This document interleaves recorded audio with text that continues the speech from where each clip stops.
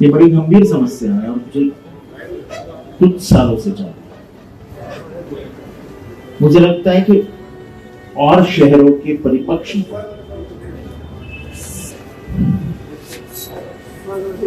महाराष्ट्र में जो भी शहर है, जो भी गांव खेड़े हैं, उसका अपना इतिहास है। उल्लासनगर का वैसा कोई जुना पुराना इतिहास नहीं, क्योंकि ये शहर बना है 1947 में, जब पार्टीशन हुआ, जब सिंध प्रांत से आप लोग यहां आए, कुछ और हल्के में गए। उल्लासनगर में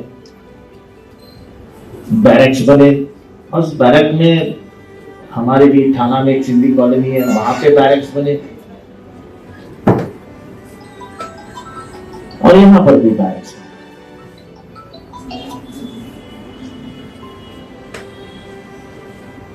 फिर उसके बाद शहर बढ़ता गया, शहर आगे जाते रहा। हमारे सिंधी भाइयों और बहनों ने खास करके व्यापारिक क्षेत्र में अपनी एक मजबूती से काम किया, एक मजबूत पकड़ बनाई और वो मेहनत करके आगे बढ़े। ये आज मन सुना लगता है जब हमारी भाभी यहां पे नहीं है, नहीं तो ज्योति भाभी हर दम हर वक्त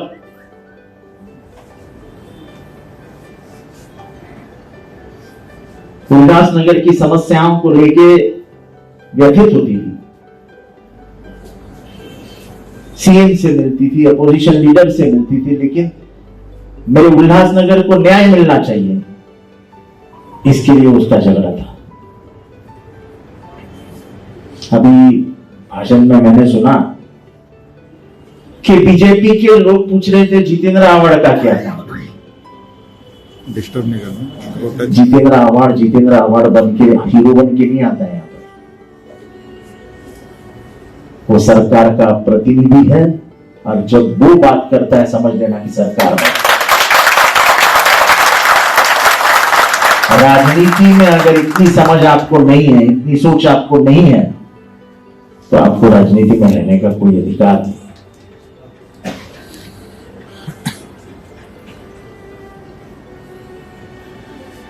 मेरा तो कहना यह है कि चाहे थाना हो, चाहे उल्लासनगर हो, इसका पूरा नया डेवलपमेंट मॉडल ही बनना चाहिए। ये जूने पुराने डेवलपमेंट रूल्स इस शहर को नहीं लागू होने चाहिए।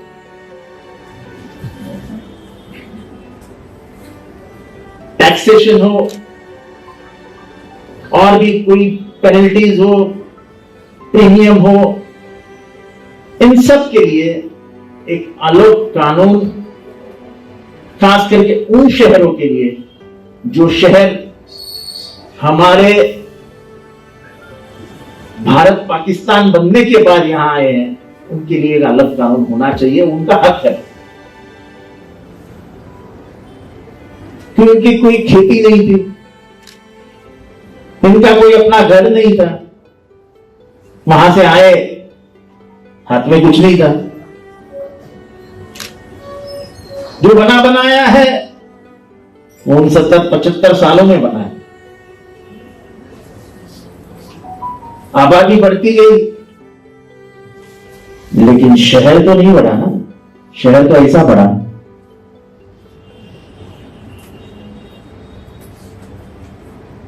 और मैं कभी भी इलीगल कंस्ट्रक्शंस को कोई शहर की बीमारी नहीं कहता। हां, जो शहर बसे हुए हैं वहां पे इलीगल कंस्ट्रक्शन होना ये चोरी है, लेकिन जिस शहर के आबादी की मांग आप पूरी नहीं कर सकते, वो शहर क्या करेगा? आज 70 साल में कम से कम 3 पीढ़ियां तो आपकी चली गई। पहले 3 दिन भी पकड़े तो भी 9 लोग उस घर में रहे तो ऐसे ही बढ़ते जाएगा ना, उसका ग्राफ है वो ऐसा ही जाएगा। पहले माँ बाप आए, उसके बाद बच्चे हुए, 2 बच्चे, फिर इनकी बीबियां, फिर इनकी बीबियां, 2 बच्चे के 2 बच्चे, 2 बच्चे 4, फिर बीबी, फिर बच्चे, ऐसा करके पूरे शहर की आबादी बढ़ी। और वो कहां रहे? रास्ते पे रह गए। उनको कहीं ना कहीं घर मिलना, घर लेना आवश्यकता है।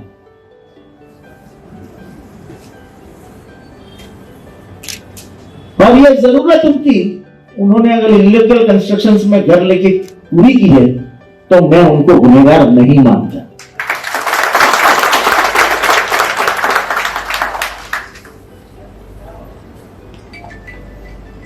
अब बात यह है कि इसको किस नजरिए से देखना चाहिए। आज जो ये 1500 घरों की समस्या है, मुझे लगता है कि प्राइवेट स्ट्रक्चरल ऑडिट करने वाले जो लोग हैं उनको काम पे लगा के 15-20 दिन में ये ऑडिट कर लेना चाहिए।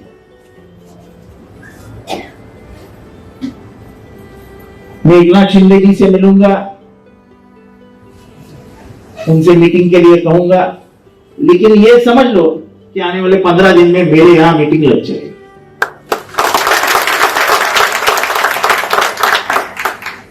जिसमें हम कमिश्नर को बुलाएंगे, जिसमें हम कलेक्टर को बुलाएंगे और कहीं ना कहीं रास्ता निकालने की कोशिश करेंगे। बात किसी पार्टी की, बात किसी मंत्री की नहीं है,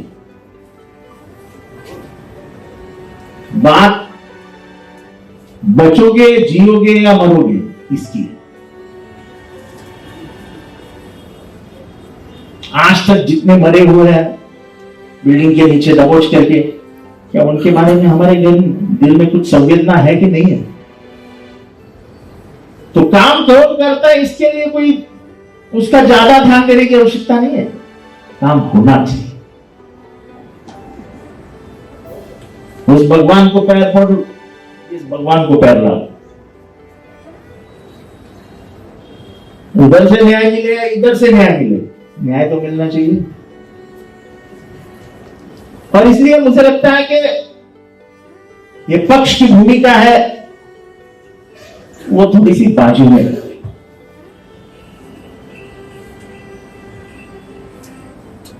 मेरी भाषा में मैं हमेशा कहता हूं, जो दे उसका भी भला, जो न दे उसका भी भला। जो हमारे साथ आएंगे उनका भी भला, जो हमारे साथ रुसवा करके और कहीं बैठेंगे उनका भी भला। पर होगा भला तो उल्लासनगर का ना, किसी के हाथ से भी हो, भला तो होना चाहिए, बिल्डिंग तो बचनी चाहिए। आज वो आमंत्रण में हम घर दे सके, पर आमंत्रण कितने दिन आप रहोगे? फिर वापस आना है कि नहीं? तो ये जो क्लस्टर आप कह रहे हैं, ये अगर 3-3, 4-4 एकड़ का भी क्लस्टर बनता है तो मुझे लगता है आपकी समस्या हल हो सकती है।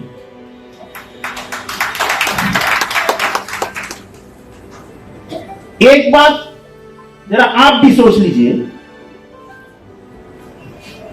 क्या आप सेल्फ रिडेवलपमेंट के लिए तैयार हैं? एक बिल्डिंग है, उसमें 16 फ्लैट है, वो 16 फ्लैट वाले एक हो जाते हैं और वो बिल्डिंग खुद से खड़ी कर देते हैं, तो सरकार उसके बीच में नहीं आएगी। लेकिन ये बात सोचने की आवश्यकता है। अगर सरकार के ऊपर आप आर्थिक मदद के लिए आशा से देखते हो तो मैं आपको साफ कहता हूं कि सरकार के पास आज पैसा ही नहीं, और आने वाले 2 साल और खराब जाएंगे। आज सरकार उधार पैसे लेके कर्मचारियों का पगार दे देंगे, सब धंधे बंद है, सब टैक्सेस बंद है, तो सरकार की तिजोरी में पैसा कब है, कैसे आए? मुझे ये भी मालूम है कि आपकी भी वही परिस्थिति है, लेकिन इसके बीच में से कहीं ना कहीं रास्ता निकलना होगा।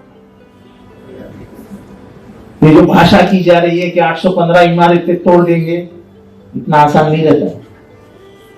800 इमारतों के सभी लोग अगर रास्ते पे उतर आए तो वो लॉ एंड ऑर्डर का प्रॉब्लम संभालते संभालते हमारे पुलिस क्या करेंगे? गोलियां चलाएंगे, मारेंगे? ऐसा नहीं होता है।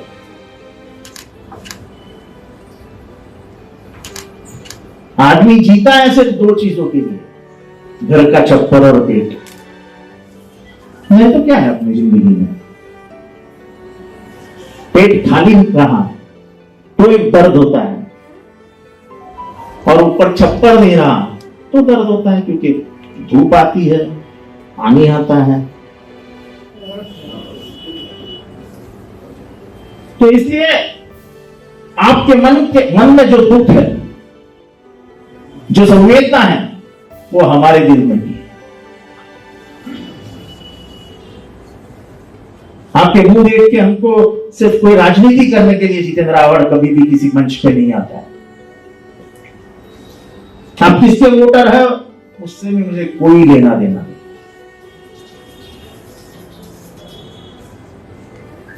लेकिन किसी के भी दुख में आप चले जाओ और उनको मदद करो, ये जो शरद पवार जी ने हमको सिखाया है, इसलिए मैं आया।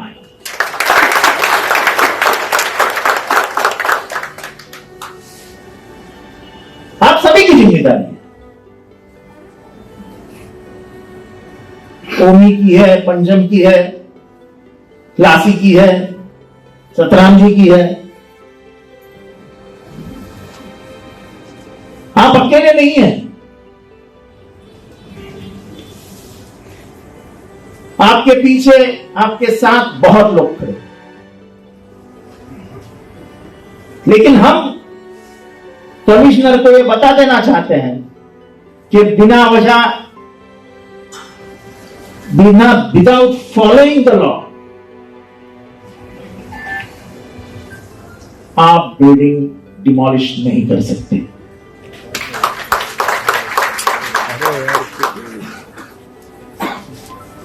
एमआरटीपी की जो भी कानूनन कार्रवाई है, उस कानूनन कार्रवाई को हटकर बाजू में रख के कमिश्नर कुछ नहीं कर सकता है।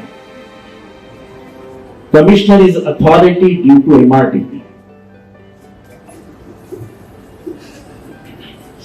कानून है जिस कानून तहत कमिश्नर अपनी जगह पर बैठा है, उस कानून तहत बिल्डिंग कैसे बननी चाहिए, बिल्डिंग को तोड़ने के लिए 253 ना 253 लगता है, 264 तो नोटिस देते ही नहीं 264 की तोड़ने के लिए। सर नोटिस दे देते हैं, सुनवाई नहीं करते, हमको कुछ दिखाना वही है ना, मैं वही बोल रहा हूँ कि ये ऐसा नहीं चलेगा, आपको सुनवाई तो देनी ही पड़ेगी। नोटिस दिए हुए सर कोर्ट में हियरिंग है, उसको भी बाईपास कर। ऐसा है, मैं वही बोल रहा हूँ कि आपको पर्सनल हियरिंग देनी पड़ेगी उनको। विदाउट हियरिंग ये बोल यानी मैं हूं, मेरा कानून है, बस आप कोई नहीं। ये ऐसे किसी शहर में चल नहीं सकता है। मैंने अभी तक तो कमिश्नर से बात नहीं की है, इसके बाद मैं जाते जाते बात कर लूंगा।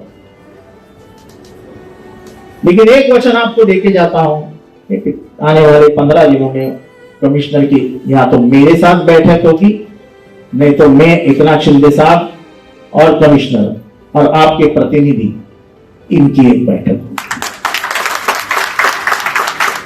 लेकिन कानून का जैसा बदलना है बदल करके, जैसा मैंने कहा, खास करके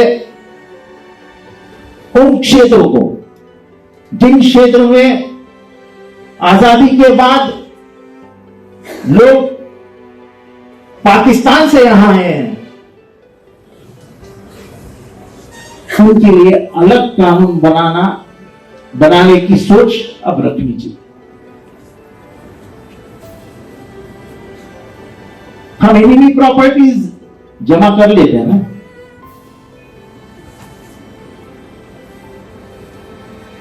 हमने हमारे पास हमारे क्षेत्र में मोहम्मद अली जिन्ना का मकान था, हमने क्या वो छोड़ा है क्या?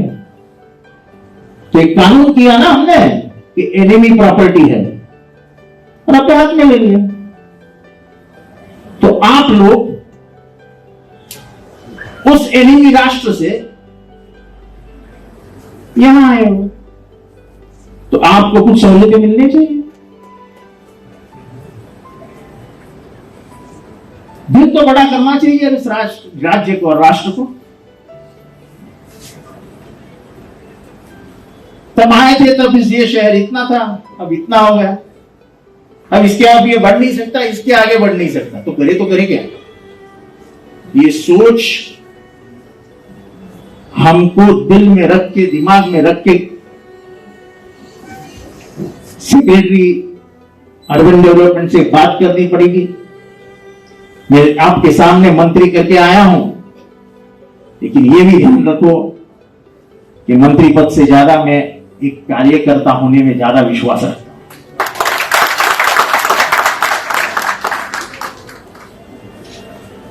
मंत्री पद का टोपी लग गई तो आदमी अपने आप को ही भूल जाता है, मुझे वैसा नहीं होना। तो ये समझ लो कि मैं जो भी बोल रहा हूं यहां से बोल रहा हूं। किसी को बेघर करना ये महाविकास आघाड़ी का काम नहीं हो सकता। हम बचाने वाले लोग हैं, हम सुलझाने वाले लोग हैं। इस समस्या को हम अपनी समस्या मान के इसका कुछ न कुछ सॉल्यूशन जरूर निकालेंगे और आने वाले दिनों में हम उल्लासनगर के वासियों को, खास करके जो उन 1000 बिल्डिंग में रहते हैं, उनको कुछ ना कुछ खुशखबर देंगे, इतना मैं अब वादा करता हूं और आपसे इजाजत।